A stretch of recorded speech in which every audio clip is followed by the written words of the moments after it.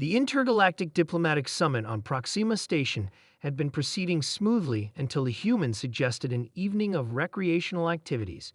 Captain Nax of the Galactic Confederation felt a twinge of curiosity.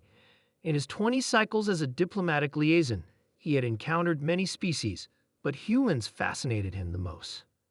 Their home planet, Earth, was classified as a Class 12 Death World, a designation reserved for planets with such extreme conditions that most sentient life would perish within hours. The humans not only survived there but thrived, building civilizations amid predators, natural disasters, and weather patterns that would terrify most species. "What sort of recreation do you propose?" asked Nax, his translucent skin shimmering with cautious interest. Admiral Tom Wilson, the human representative, smiled. "Just a simple game night. Nothing fancy, something we do with children back home." The delegation of Crixians, insectoid warriors known throughout the galaxy for their battle prowess, clicked their mandibles in agreement. Their leader, Commander Vex, stepped forward. "We would be honored to participate in your Death World rituals." 2 hours later, the diplomatic lounge had been transformed. Tables were set up, and human crew members brought in several containers. The alien delegations watched with fascination as the humans unpacked their entertainment. "This first one is called Dodgeball," explained Wilson, tossing a rubber ball from hand to hand. "Simple game. 2 teams, you throw the ball at the opposing team.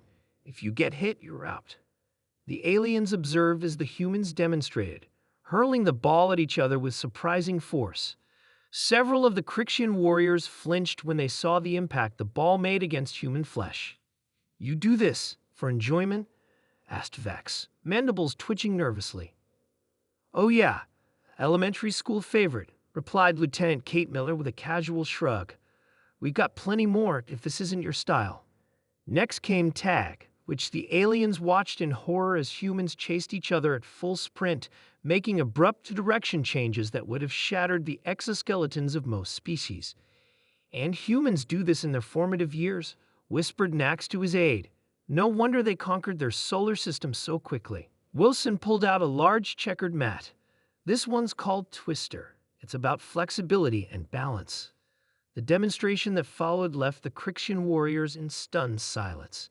Humans contorted their bodies into positions that seemed anatomically impossible, balancing precariously while laughing. "Their endoskeletons should have snapped," muttered one Crixian soldier. "What are they made of?" The evening progressed to card games, which initially relieved the aliens until they realized that poker was a psychological warfare exercise, training humans to detect microscopic facial cues and practice deception. When Wilson announced charades, the aliens were too unnerved to participate, watching as humans perfectly mimicked predatory behaviors from across the galaxy. The final straw came with a game called Hot Sauce Challenge. "You consume chemical irritants for amusement?" Nax asked incredulously as Wilson poured red liquid onto small pieces of food. "Sure builds character," Wilson said, popping one into his mouth. His face reddened slightly, but he smiled. "Anyone want to try?" Commander Vex, unwilling to lose face, stepped forward.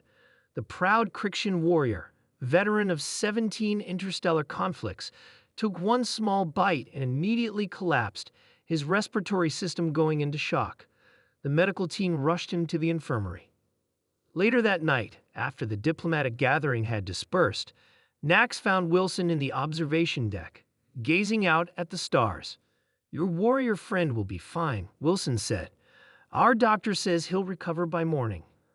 "I must ask," Nax said, his voice low, "are these truly entertainments for your young?" Wilson laughed. "That was the tame stuff. I didn't even bring out the trampolines, roller coasters, or skateboarding videos." "Admiral, my species has studied yours since you joined the Confederation. We've analyzed your wars, your survival stories, your exploration of hostile environments." Nax's skin pulsed with a mix of fear and admiration. "But I don't think we truly understood what it meant to evolve on a death world until tonight." Wilson's expression turned thoughtful. "You know what's funny? We don't think of Earth as dangerous. It's just home." "That," said Nax, "is what terrifies the rest of the galaxy." The following morning, the Crixian delegation formally requested a military alliance with Earth. Commander Vex, still recovering in the medical bay, sent a message to his homeworld with a simple recommendation: do not, under any circumstances, provoke the humans. What they consider plague and could not survive as warfare. As the summit concluded, representatives from 12 worlds approached Wilson with requests for human military advisors.